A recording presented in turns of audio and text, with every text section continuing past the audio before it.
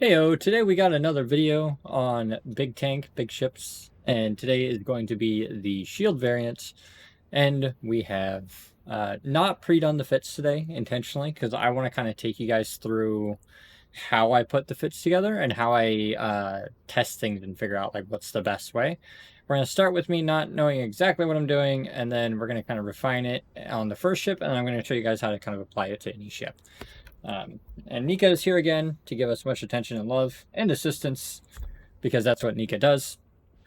Anyways, without further ado, let's go ahead and hop in game. Today I have Buck Warbash. This is my high skill point pilot, and we have full set of Nirvanas with a 705 and 905. The shield management gives, I believe, extra shield capacity, and then the operation gives faster regen. So we're going to look at a couple of recharge things as well, because the Rattlesnake gets kind of silly. Anyways, let's go ahead and hop into the fitting window. I got the Rokh open here first for the sub 500 million ISK challenge. We're going to try and make the most EHP that we can under 500 million ISK. And we have 1, 2, 3, 4, 5 low slots, and 1, 2, 3, 4, 5, 6 mid slots on the Rokh. The reason I picked the Rokh for the sub 500 is because it has the shield resistance bonus, which gives us an additional 20% bonus on our hull, and that is fantastic. So we're just going to go ahead and start with shields. We're going to go ahead and do shield extenders. I think we can afford to do Republic Fleet at our 500 million ISK budget. I'm just going to throw 4 on there for now. We're already at 138,000 EHP. And then by default, we do 2 multi-spectrum shield hardeners. This will give us a pretty solid base. It may be worth it to experiment if another shield extender or hardener is better. So we're at 210, and then the second hardener is actually better because also you can overheat it. And the other thing that we want to test is it better to swap an EM for an extender? So we're going to go ahead and switch to EM because we have a big old EM hole here. Now unfit that and then put on an EM. And the answer is no, because we have 227 EHP versus the 267 that we had before, 236. So it's actually really close. It may actually be worth it to put an EM shield hardener on this, because it would protect you against things that do EM damage. Anyways, let's go ahead and we're looking for the biggest number here. So we're going to go ahead and go with the shield extender because that gives us the biggest number here. Next up, we have low slots to fill. We have 2 options. We can, well, actually, let's fill the rig slots. If we were looking for passive shield recharge, we're at 88 right now. For rigs, we can do 2 options in shield rigs here. We got large shield rig. We can do a field purger, which increases our regeneration. It increases it by making the recharge rate shorter. It decreases this number. Or we can do an extender, which increases this number. Both of them increase the regeneration amount. However, the purger will increase this number more because it's more effective to reduce this than to increase this for shield recharge. But since we're after increasing this number and not this number, we're going to go ahead and go with the operational solidifier. No, not operational solidifiers. The extenders, assuming they are in budget for our 500 million ISK goal, which they may not be. So extenders are 82 million ISK. That puts us over 500. So this guy is going to be Tech 1. So we'll go ahead and put 3 extenders on there. This brings us up to 343,000 EHP. And then hot, we go to 397. We're going to repeat this experiment one more time to see if the Republic Fleet Shield extender is better than the multi-spectrum hardener. So 343. Go ahead and take this off. 305, the hardener is in fact better. So we're going to go ahead and stick with that combination. Next up, without a doubt, the best thing that will give us 15 additional resists across shields is going to be in hull and armor. There is a damage control unit. Damage controls, and then go ahead and throw that on there. We're up to 401,000 EHP. And now we have 2 options with these low slots. We can try to build a bigger armor tank or a bigger hull tank, which actually may be better to build a bigger hull tank on this. So I'm going to go ahead and throw transverse bulkheads up, hull upgrades, and we're going to go reinforced bulkheads, which will increase our hull, brings us up to 449, and then hot, we get up to 510, which is just like our Abaddon friend before. We have 29,000 whole HP and 96,000 shield, which is kind of silly. The other way that we can go is we can go ahead and take these guys off. And this synergizes with everything else. In the hull and armor, or sorry, in engineering equipment, we can go ahead and put on power diagnostic systems, and these will add an additional 5% shields for each one that we put on. And in this case, 550 is greater than 505. So in this case, the power diagnostic was better than the hull, or better than transverse bulkheads. We also maintain our capacity when we do this rather than transverse bulkheads. So we got 552 so far. And then the last thing that we can try is we can try adding some plates and enams, which we did in the last video, and see if that is better than power diagnostic units. So that is in hull and armor. We're going to go to armor plates. Go ahead and throw on a couple 16mm plates. Gets us up to 509, and then we're going to go ahead and check out the energized resistance membranes. We want to throw on multi-spectrum, and this gets us up to 528. So this is a little bit different. It requires both armor and shield skills, and we got our total EHP up to 528, which I think we had 550 with the pure shield variant. So I'm going to go with the pure shield is probably the best way to go, because everything kind of synergizes and works together. Back to the engineering equipment, and put those power diagnostics back on. Yeah, by about 20,000 EHP is what we win by with the power diagnostics over the damage controls. So in this case, for the under 500 million Rokh, we got to 552,000 EHP, which is insane. And then without the Asclepians, it's probably around 350 ish, 325 to 350. Or sorry, without the amulets. I can actually jump into a emptier clone and see really quick. I believe this character has a clone in this station that will not affect that. That's an amulet with there, so we can jump into that clone. And we're still 360. We have a little bit more armor EHP, but that's not a big impact. Great Crystal has a 5% shield. Asclepians has energy management, so let's go jump in the Asclepians. So 359, like I said, didn't have a big impact. And then we'll go ahead and hop back into not our amulets, but our Nirvanas, and continue on with this thought experiment here with shields. So 359,000 HP without implants, and then 552 with implants. You guys can see how big of a difference those make. The next point, or the next ship that I wanted to check out was the Rattlesnake. And I already have a Rattlesnake mostly put together because we made a travel base for the Rattlesnake previously. And we figured out that they had 558,000 EHP without the rig slots with power diagnostic units. And I believe you guys wanted to see how far you can actually push Rattlesnake in EHP. And one person also said putting in armor tank in the lows is better than putting in power diagnostics, and I'd like to kind of explore that. So we're going to go ahead and go hardware.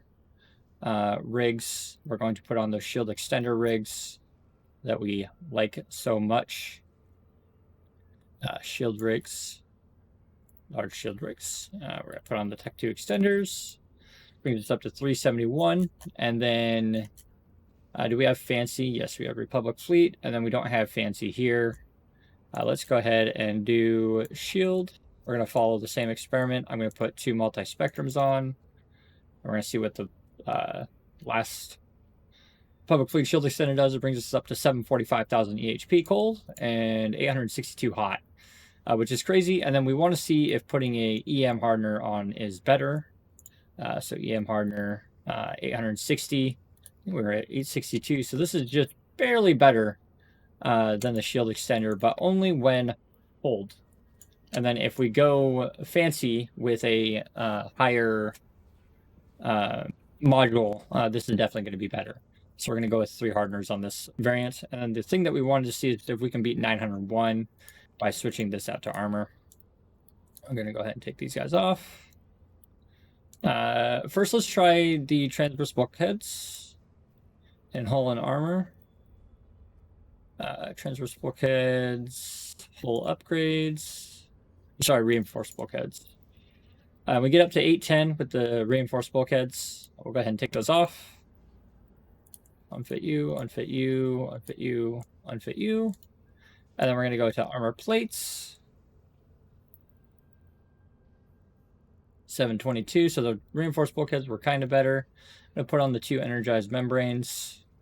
Energized resistance membranes. I can't remember what video it was, but I did another video and somebody said that putting an armor tank instead of power diagnostics would be better. And we just verified that that is in fact not correct. So now the next question is, how far can we push this tank if we were not mindful of price? So let's go ahead and take this guy off, take this guy off, take this guy off. We'll just go ahead and remove all of the lows. And then we'll start with the damage control. And we're just going to go all out and go officer. We'll grab that unit W. Brings us up to 800 almost immediately. And then in power diagnostic units, because we just did some science and discovered that the power diagnostic units were the best. Engineering equipment, power diagnostic. There are, in fact, there's a lot of options here. So I'm going to scroll down and I'm going to watch this EHP number and then see which one gives us the highest number. So Dracula's and Rosara's, or Dracula's gives 851 is the highest I've seen so far. So 851. So we're just going to go ahead. These are 5 billion Escapop. We haven't even put on fancy hardeners yet. We're already at 1 million effective hit points. But it's a 30 billion ISK fit, considering that the power diagnostics are so expensive.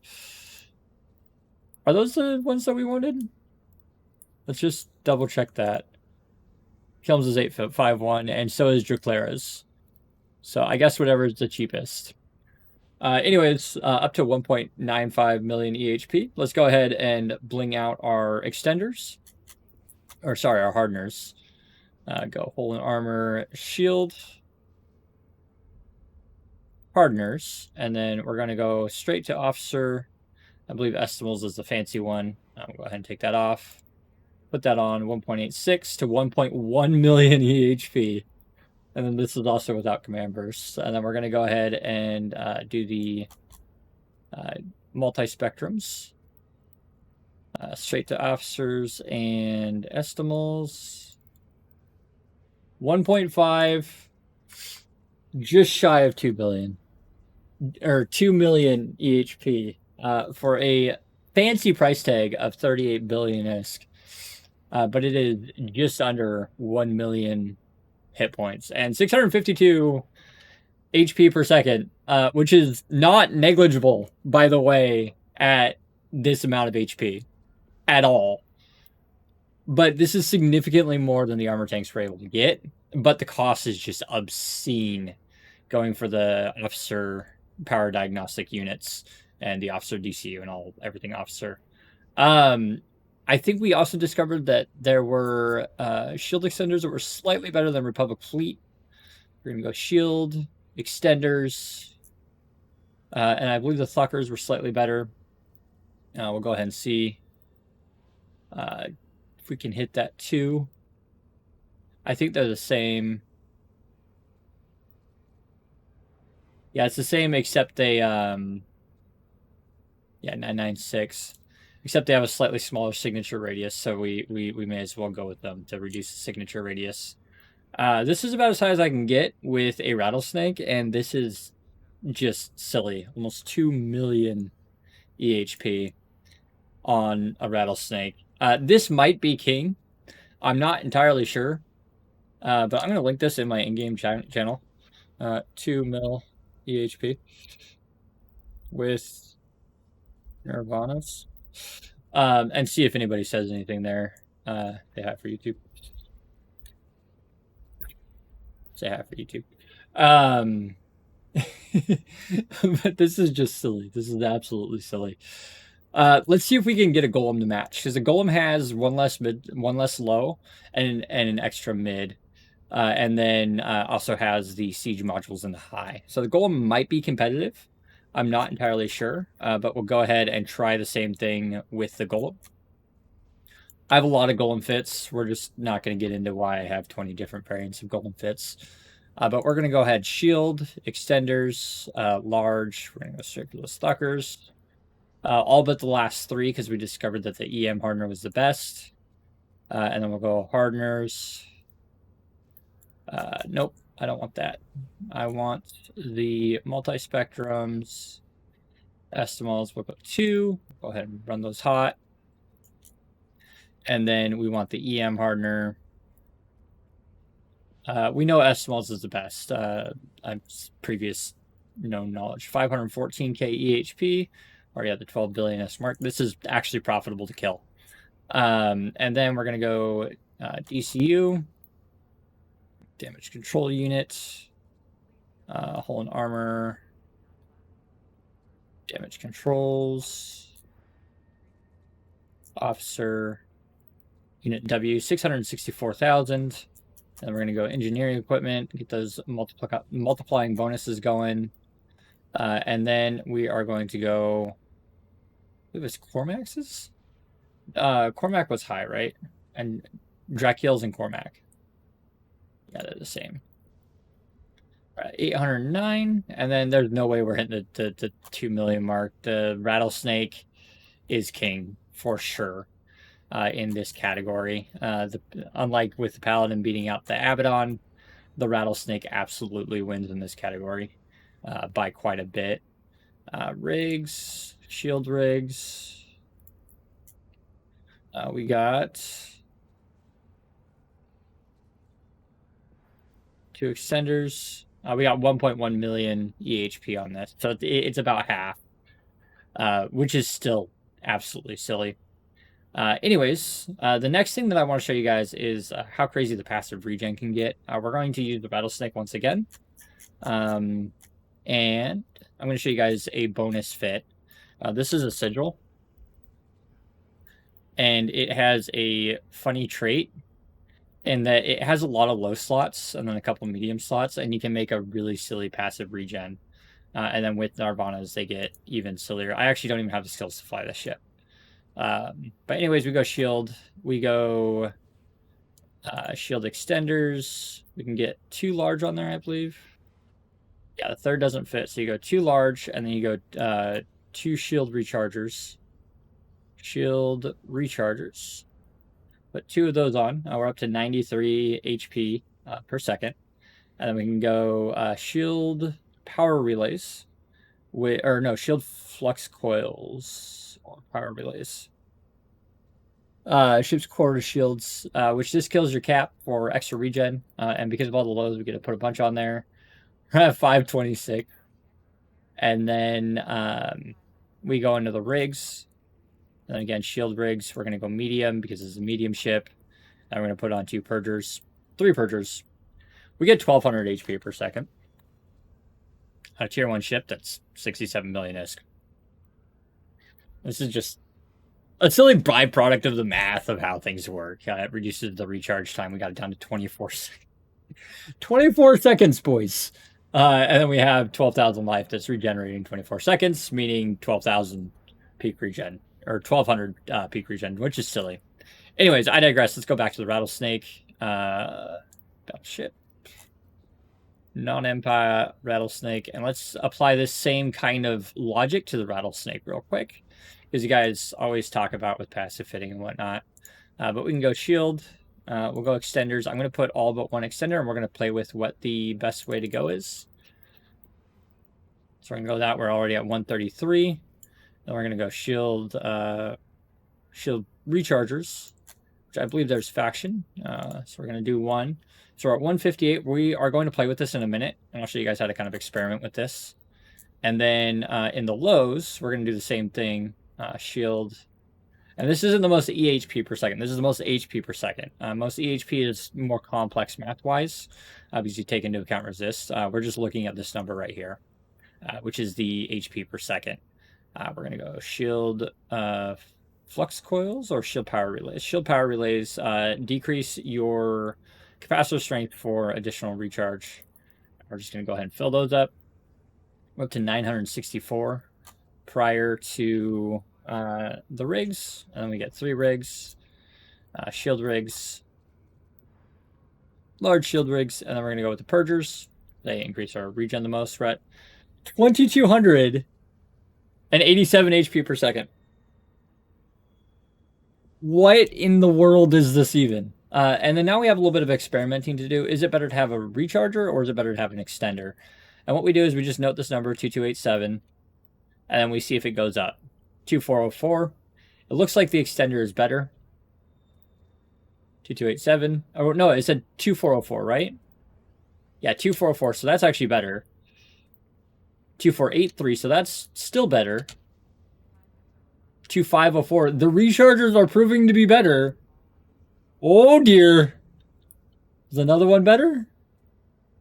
Nope. So that's the crossover point. So it looks like 3 extenders and then all rechargers.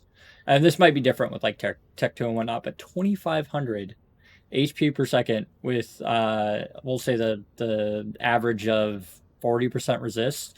That's about a not a 5,000. That's about a 4,000 DPS tank for a 1.8 billion bit. Just silly. Anyways, I hope you guys enjoyed this little foray into shield tanks and throwing on silly things into the fitting tool. I really enjoy playing with the fitting tool, and let me know what you guys thought of this video in the comments below so that I can make better videos in the future and continue teaching you guys various things about the game. I do like doing things on paper, although it does not reflect reality. This video was largely a science experiment to see how big we can make numbers in the fitting window. And maybe in the future we can do more practical things. I have an idea for a practical fit that you guys might like that utilizes the battleship bonuses that I can kind of go over and why it's used and why it's so good. And it's not just a number fit. It's this works in practicality and has a lot of paper bag tricks, but sometimes they don't work. If you guys would like to see that video, I'm going to give you guys a hint. It's about wormholes, and it includes a Megathron. And if you know anything about that, that's an exciting video that I could make. Anyways, make sure you guys fly fun, continue bringing each other up, and I will see you guys in the next one.